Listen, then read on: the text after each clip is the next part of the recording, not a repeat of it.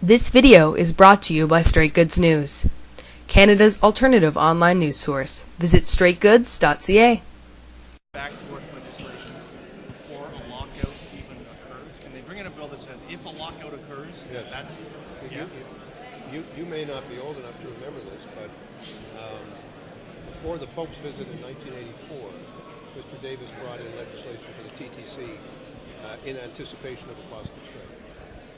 Mr. Mulcahy's riding last election was sort of some funny business. And have you heard anything similar in other? Etobicoke Centre that's one of the main reasons why it's going to go to court. Yeah. Is because of a number of issues about the conduct of an election on election day, and that's the issue that Mr.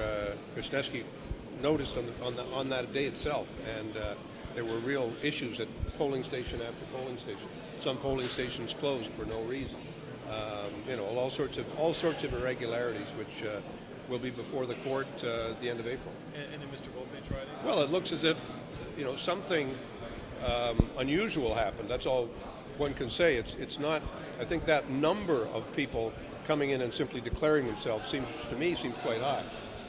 And obviously there are very strict requirements. When somebody says, I don't have my voter's card, I don't have my registration, I'm not on the voters list, you've got to produce a whole bunch of things. A driver's license, you've got to, not just a driver, an envelope showing that you were actually living at that address, all sorts of proof that you were at that address.